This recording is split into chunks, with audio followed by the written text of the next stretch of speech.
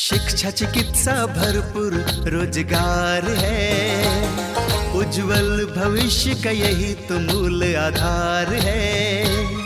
विकास हो रहा है, उत्थान हो रहा है, प्रगति का द्वार खुला है, दशा दिशा भी बदल रहा है। विकास की नई गाथा लिख रहा है झारखंड, हमारा झारखंड, उभरता झारखंड, हमारा झारखंड, उभरता झारखंड। नमस्कार, जोहार। उभरता झारखंड कार्यक्रम में आप सभी का स्वागत है। मैं हूं नमिता। हमारी पूरी कोशिश होती है कि झारखंड के कोने कोने में हो रहे विकास के बारे में हम आपको बताएं, ताकि आप भी सफलता के मार्ग पर चलते हुए अपनी मंजिल को पाएं। आज हम बातें करने जा रहे हैं बालिका शिक्षा को किस तरह सशक्त कर रहा है कस्तूरबा विद्यालय। तो आइए इसके बारे में आपको विस्तार से दिखाते हैं। समाज में शिक्षा की जरूरत सर्वोपरि है। इस पर जितना अधिकार देश के बालकों का है, उतना ही अधिकार बालिकाओं का भी है। यही वजह है कि आज अपने प्रदेश झारखंड में बालिकाओं की शिक्षा को सशक्त बनाने के लिए सरकार द्वारा बालिका शिक्षा विद्यालयों का स्तर ऊंचा किया जा रहा है। रांची के अनगढ़ा प्रखंड के कस्तूरबा गांधी आवासीय विद्यालय में इसका उदाहरण देखा जा सकता है। इस विद्यालय में बालिकाओं की शिक्षा से लेकर सर्वांगीण विकास पर बल दिया जा रहा है। और सर, हमारे विद्यालय में अभी 336 बच्चियां हैं और फिलहाल अभी क्लास 12 की परीक्षा हुई, उसमें वो एग्ज़ाम लिख के चले गए और मैट्रिक के बच्चों को भी परीक्षा लिखने के बाद में कुछ दिन के लिए, जब तक रिजल्ट नहीं आती है तो फिलहाल उनको घर भेज दिए हैं। सर, इधर के जो अभिभावक हैं उनको बहुत सारी दिक्कतें आती है और ख़ासकर अभी हमारे विद्यालय में क्लास 6 के लिए 75 बच्चियों का नामांकन लेना है, तो उसके लिए सर हम 2 दिन से अभी उनके घर तक पहुंच रहे हैं, विजिट कर रहे हैं। तो कई ऐसी गांव है सर, हमने देखा वहां जाने तक का जो कच्ची रास्ता भी नहीं है सर। और अभी पता चला ऐसे गांव में हम विजिट किए सर, अभी वहां जाके देखे कि बरसात में बच्चियां वो स्कूल नहीं जा पाती है। वो नाला जैसा है, उसमें खुद भी मैंने देखी कि वो लोग से भी बातचीत की, वो लोग बोले कि मैम बरसात के समय में हम लोग स्कूल नहीं जा पाते हैं। और सर बहुत दूर दूर में है हाई स्कूल, ये प्राथमिक विद्यालय तो सर है, लेकिन हाई स्कूल की कमी है। और उन लोगों को लगता है कि सर इस कस्तूरबा विद्यालय में हमारी बेटियां पढ़े और वहाँ जैसे यहाँ की सुविधा दी जाती है पढ़ाई, खेल के क्षेत्र में, हर क्षेत्र में यहाँ से बच्चियाँ जो अभी आगे जा रही है, तो हर अभिभावक चाहते हैं कि इस कस्तूरबा विद्यालय में नामांकन हो। सर, यहाँ का जो मैट्रिक का रिजल्ट होता है सर बहुत 100% होता है और एक बच्ची का 99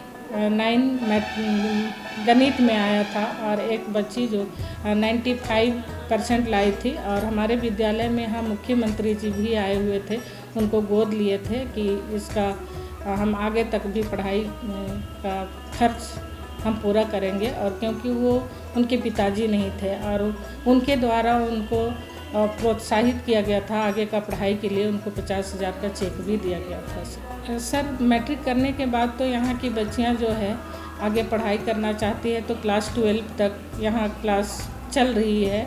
और यहाँ सर 2 चल रही है, एक साइंस का तो नहीं चल रही है, जो पूरे रांची ज़िला में है। साइंस का क्लास कांके में चल रही है और रांची ज़िला का कॉमर्स का पढ़ाई जो है ये KJV ब्यानगढ़ा में हो रही है।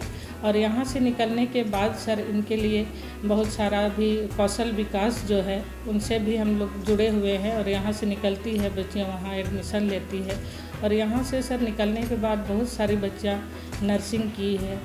इस विद्यालय में पढ़ाई को सरल बनाने के लिए तकनीकों का भी सहारा लिया जा रहा है। यहाँ LCD के माध्यम से बालिकाओं को पढ़ाने की भी व्यवस्था है। इससे ये लोग विषय को जल्दी ग्रहण करती हैं तथा उसे लंबे समय तक याद रखती हैं।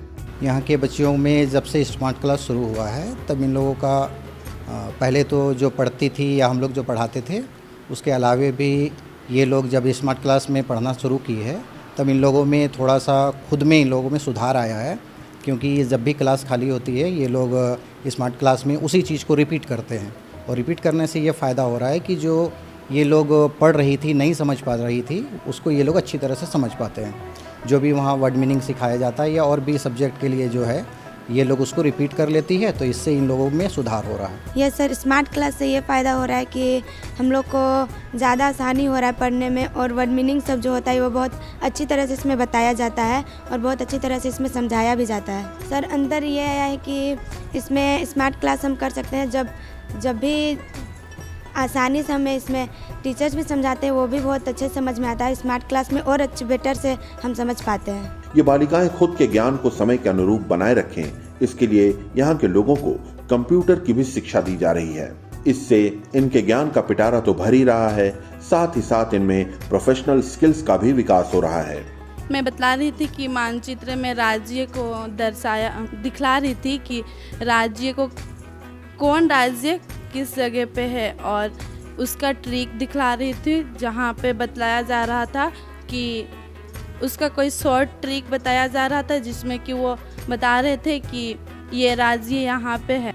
स्मार्ट क्लास आने से हमें ये फ़ायदा होती है, जो टीचर हम लोग को क्लास में पढ़ाते हैं और हम समझ नहीं पाते हैं, जैसे मानचित्र के बारे में ये बतलाते हैं कि जम्मू कश्मीर हमारे भारत के सबसे ऊपरी भाग में, उत्तरी भाग में है, तो हमें पता नहीं रहता है कि वो हमारे किस स्थान पे है। तो हम लोग वो चीज़ मानचित्र ICT लैब यानी स्मार्ट क्लास में आके हम लोग उसको कंप्यूटर के थ्रू देखते हैं, और कौन सा राज्य कहाँ पे है उसको हम लोग देखते हैं और समझते हैं। एक स्वस्थ मन के लिए स्वस्थ शरीर का होना अति आवश्यक है। यही वजह है कि इन विद्यालयों में बालिकाओं की शारीरिक और मानसिक क्षमता को बढ़ाने के लिए इन्हें खेल कूद से भी जोड़ा जा रहा है। इन्हें यहाँ कराटे तथा फुटबॉल आदि का भी प्रशिक्षण दिया जाता है। बहुत ज़रूरी है सर।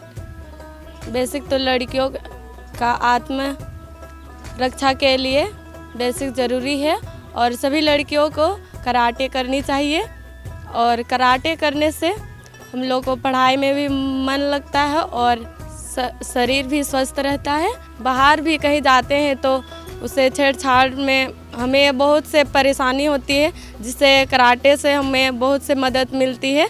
इसे करने से हम किसी भी छेड़खानी से बच सकते हैं और शरीर और मन स्वस्थ रहता है।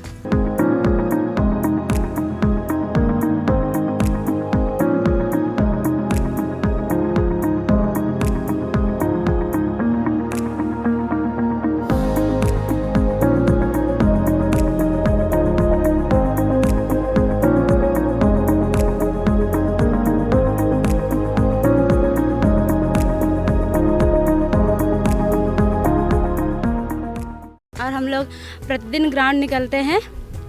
खेलना हमें बहुत ज़रूरी है, क्योंकि अगर हम नहीं खेलेंगे तो हमारा खेलने से शरीर भी स्वस्थ रहता है, पढ़ने में भी मन करता है, इसलिए हमें खेलना बहुत ज़रूरी है सर। क्योंकि फुटबॉल हमें बचपन से ही पसंद था, इसलिए मैंने फुटबॉल चुना। सर पढ़ाई के साथ खेल बहुत ज़रूरी है, पढ़ाई के साथ साथ खेल भी ज़रूरी है, और खेल से शरीर स्वस्थ रहता है, मन शांत रहता है, स्वस्थ रहता है, और पढ़ने में मन लगता है। हम लोग प्रतिदिन ग्राउंड में फुटबॉल खेलते हैं सुबह को।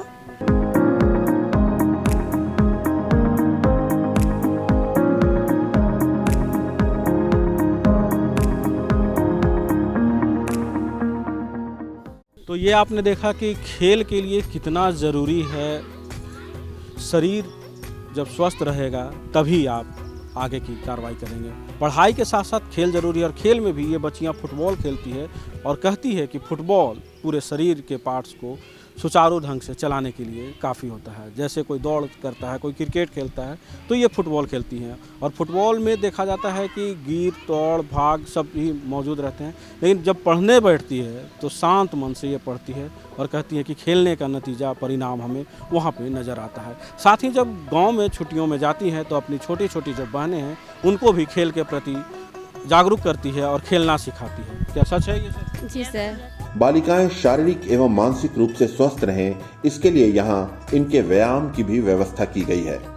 यहाँ जहाँ एक ओर बालिकाएं जिम में पसीना बहाकर अपने शरीर को मजबूती प्रदान कर रही हैं, वहीं दूसरी ओर ये योगा अभ्यास कर अपनी शारीरिक और मानसिक क्षमता को बढ़ा रही हैं। ये जिम डेली सुबह को करना चाहिए, और ये जिम करने से हम लोग का ये फ़ायदा होता है, पूरा मानसिक शरीर तो स्वस्थ रहता है और इससे हम लोग का बहुत कुछ और भी सीख मिलता है शरीर से ये सब करके। हाँ, और जिस तरह पढ़ना ज़रूरी है वैसे जिम भी सीखना करना यहाँ ज़रूरी है। और ये जिम अगर डेली हम लोग करते हैं तो पढ़ने में भी मन लगता है।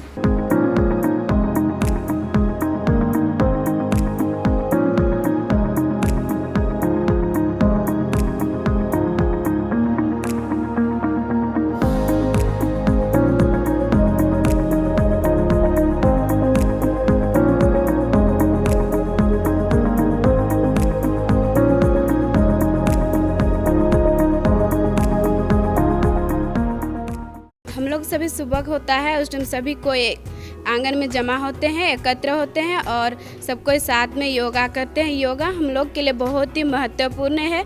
योगा करने से हम अच्छे रहते हैं और स्वस्थ रहते हैं और शांति मन से हम पढ़ाई भी कर सकते हैं, ताकि योगा करने से हमें परीक्षा जब पहुंचती है तो उसमें अच्छा से पढ़ने में शांत भाव से हम लोग पढ़ सकते हैं और उसमें मन को शांति मिलती है। योगा हमें बहुत ही योगदान रहती है और योगा करने से स्वस्थ रहते हैं। इससे बहुत सारे बीमारियां होती, योगा नहीं करने से बहुत बीमारियां हो सकती है, इससे हम लोग स्वस्थ रह सकते हैं। हम लोग योगा करते हैं अपना स्वास्थ्य के लिए और रोज़ योगा करते हैं सुबह सभी छात्राएं।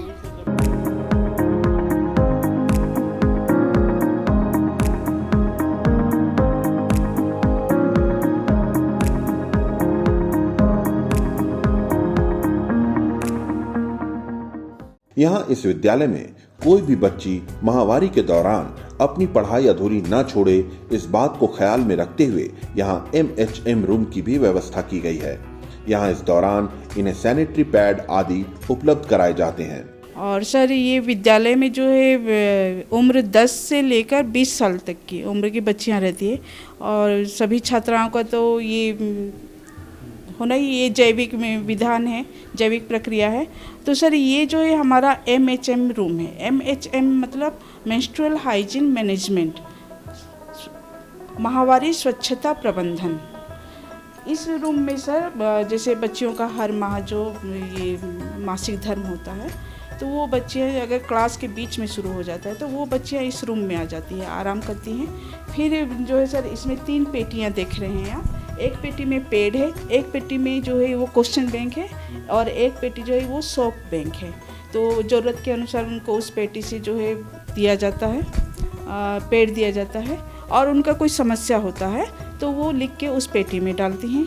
अगर वो बोल नहीं पाती तो ऐसे तो हम लोग बहुत खुलेआम उन लोगों से व्यवहार करते हैं कि कोई भी दिक्कत होता है, कोई परेशानी हुआ तो हम लोग हमेशा यहाँ रहते ही हैं साथ में, तो आके बोलेगी, है ना, बताती है। अगर कोई ऐसी बच्ची होती है जो नहीं बता पाती है तो उनको बोलते हैं कि वो जो है लिख के उस पेटी में डाल। जी, इस विद्यालय में इन सब के अलावा और भी बुनियादी सुविधाएं उपलब्ध हैं जो यहाँ की बालिकाओं को यहाँ पढ़ने के लिए प्रेरित करती हैं।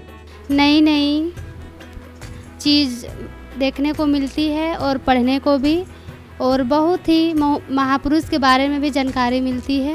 जब हम लोग लाइब्रेरी में घुसते हैं उस टाइम शांत मन से अपने स्टडी में लग जाते हैं और अपने पुस्तक पढ़ते हैं। उसके बाद अगर हम लोग को मतलब ध्यान नहीं आ रहा है तो जो हमारे सामने में रहते हैं उससे थोड़ा बहुत डिस्कस कर लेते हैं।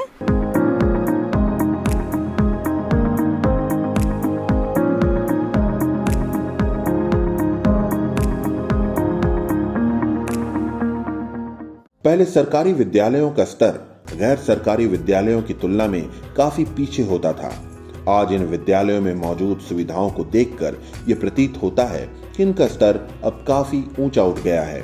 कस्तूरबा गांधी आवासीय विद्यालय अब खुद में इतना सक्षम है कि ये यहाँ की बालिकाओं की शिक्षा को सशक्त तो बना ही रहा है, साथ ही साथ उन्हें अन्य लोगों से प्रतिस्पर्धा करने का हौसला भी प्रदान कर रहा है। बेटी बचाओ बेटी पढ़ाओ यह नारा जब लगा था तभी लोग सोचने लगे थे कि इसको कैसे अमली जामा पहनाया जाए, लेकिन अनगढ़ा के कस्तूरबा आवासीय विद्यालय में जब हम आए तो यहाँ पे यह नारा चरितार्थ होता हुआ नजर आ रहा है। यहाँ के शिक्षक न सिर्फ इनकी कला को तराश रहे हैं बल्कि इनके अंदर जो हुनर है उसको भी तराश कर निकाल रहे हैं। ऐसे में कई छात्राएं हमारे साथ जुड़ी जो अपनी अपनी कला का प्रदर्शन किया। साथ ही आपको यह भी बताते चले कि यह स्कूल जो कस्तूरबा है, यहाँ पे शिक्षा, खेल कूद और अलग एक्टिविटी करवाई जाती है, जो कि बच्चों के हुनर को तराशने में काफ़ी मददगार होता है। साथ ही यहाँ के जो शिक्षक हैं वो काफ़ी मेहनत करते हैं और उनको उभारने में लाते हैं। सुदूर क्षेत्र होने के कारण बच्चियाँ यहाँ तक नहीं पहुँच पाती तो शिक्षक उनके घर तक जाते हैं और यहाँ लाते हैं। अब यह स्कूल 6 से 12 तक हो गया है और आगे भी व्यावसायिक शिक्षा की ओर अपना रुझान ला रहा है और व्यावसायिक शिक्षा के रूप में ITI की मान्यता मिलने वाली है। ऐसे में कम संसाधन में भी बच्चों में बेहतर भविष्य तलाशने के लिए अनगढ़ा का यह कस्तूरबा स्कूल अपने आप में जाना जाता है और इसकी प्रशंसा यहाँ के अधिकारीगण भी किए हैं। बातों का सिलसिला जारी रखते हुए अब हम बातें करेंगे प्रधानमंत्री सड़क योजना के बारे में। सबसे पहले हमें ये जानना है कि प्रधानमंत्री सड़क योजना क्या है, इसके अंतर्गत क्या होता है और इससे आप कैसे लाभान्वित होते हैं। तो आइए देखते हैं। सड़कें किसी भी देश, राज्य, शहर तथा गांवों के विकास का एक सूचक है। एक वक्त था जब हमारे देश के किसी भी गांवों तक पक्की सड़कों की पहुंच नहीं थी। प्रधानमंत्री सड़क योजना की शुरुआत के बाद आज हमारे देश में गांवों की स्थिति बदलने लगी है। आज हमारे देश के सुदूर गांवों में भी पक्की सड़कों का जाल देखने को मिल जाएगा। ये सड़कें आज गांवों को शहर से जोड़कर यहाँ के जीवन को एक नई गति दे रही है। आज हमारे राज्य झारखंड के गांवों में भी ऐसी सड़कें बन गई हैं जहां पहले मिट्टी के रास्ते हुआ करते थे। इस योजना के तहत हमारे देश में हर घंटे लगभग 130 किलोमीटर सड़कों का निर्माण किया जा रहा है।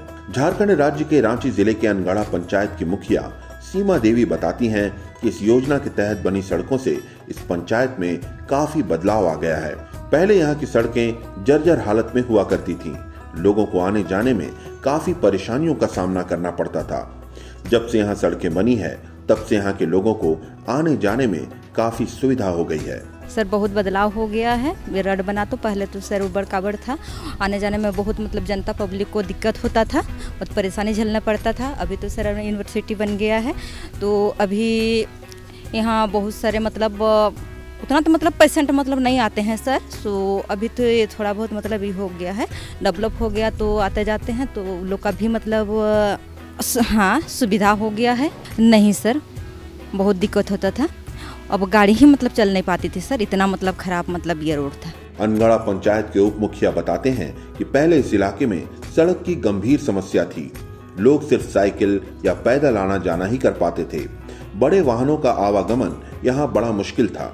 जब से इस योजना के तहत यहाँ पक्की सड़कों का जाल बिछा है तब से यहाँ के लोगों को ऐसी समस्याओं से निजात मिल गई है। देखिए ग्रामीण क्षेत्र में सबसे पहला तो बहुत दिक्कत होता था। इसमें अधिकतर साइकिल से ही आना जाना और पैदल होता था और कुछ मोटरसाइकिल।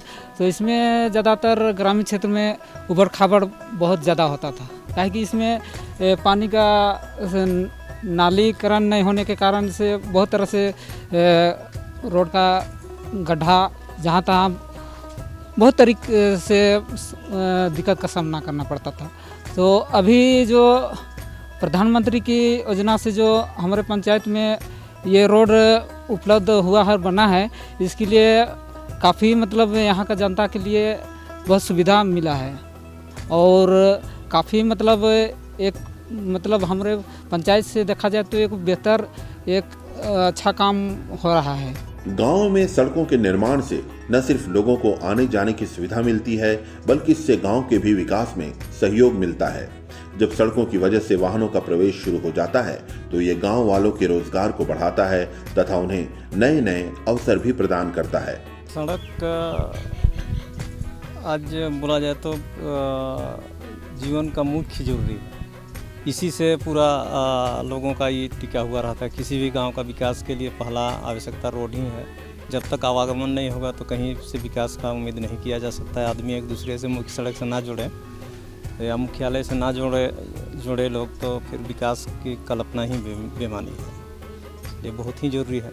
रोड के बनने से बहुत ही फ़ायदा हो रहा है। पहले आवागमन के लिए बहुत दिक्कत होता था, एकदम ही गड्ढा डिपा था, ऑटो साइकिल चलने तक के लिए आदमी का परेशानी था। अब बन गया है तो लोग कहीं भी आना जाना पेशेंट वगैरह के लिए भी बहुत सुविधा हो गया और लगभग 3000 लोग को डायरेक्टली रूप से इससे बेनिफिट हो रहा है। अभी तो इसी रूट से हम लोग का यूनिवर्सिटी भी है उषा मार्टिन का, तो बहुत ज़्यादा फ़ायदा हो रहा है और समझिए विकास का किरण गांव तक पहुंच रहा है इस रोड के बन जाने से। यहाँ के ग्रामीण बताते हैं कि किस तरह से सड़कों के बनने से पहले यहाँ के लोगों ने परेशानियां झेली हैं। पहले यहाँ मौजूद ऊबड़ खाबड़ मार्ग पर पैदल चलना तक मुश्किल था। प्रधानमंत्री सड़क योजना से बनी सड़कों की वजह से अब इस पंचायत में हर तरह की गाड़ियां चलती हैं। ये सड़कें उन्हें शहरों से भी जोड़ती हैं, जिससे उनके व्यवसाय का विस्तार होता है। पहले आदमी को चलने में दिक्कत होता था, अभी तो सब ठीक है, गाड़ी उड़ी भी चल रहा है, सब आदमी पैदल भी चलने में सुविधा है। पहले सब गाड़ा ढीपा हो गया था। हाँ, कैसे नहीं, हाँ निकलने घुसने में दिक्कत होता था, आदमी सबको चलने में भी दिक्कत होता था, गाड़ी सबको भी दिक्कत होता था। पत्थर का था पहले तो ठीक नहीं था। साइकिलों के लिए भी दिक्कत होता था, अब सब ठीक है। अभी सड़कों के बिना विकास की कल्पना बेमानी है। सड़कों के माध्यम से ही लोग अपने समय की बचत कर सकते हैं, अपने आप को शहरों से जोड़ सकते हैं तथा अपने उत्पाद को सही बाजार तक पहुंचा सकते हैं। प्रधानमंत्री सड़क योजना के तहत होने वाले सड़कों के निर्माण से आज शहर और गांव के बीच की दूरियां घट रही हैं और विकास एक नई गति पकड़ रहा है। देखा ना आपने, प्रधानमंत्री सड़क योजना का सबसे महत्वपूर्ण जो बात है वो है ग्रामीण क्षेत्रों को शहरों से जोड़ना। अगर ग्रामीण क्षेत्र शहर से जुड़ते हैं तो आपके लिए आर्थिक आय भी बढ़ेगा और अपने फसलों को अच्छे मूल्य भी प्राप्त हो सकते हैं। आज के अंक में इतना ही, क्योंकि समय हो गया है आपसे विदा लेने का। आप दीजिए हमें इजाजत, ताकि अगले अंक में फिर हम आपसे यूं ही बातें कर पाए। तब तक के लिए नमस्कार, जोहार। विकास की नई गाथा लिख रहा है झारखंड, हमारा झारखंड, उभरता झारखंड, हमारा झारखंड, उभरता झारखंड।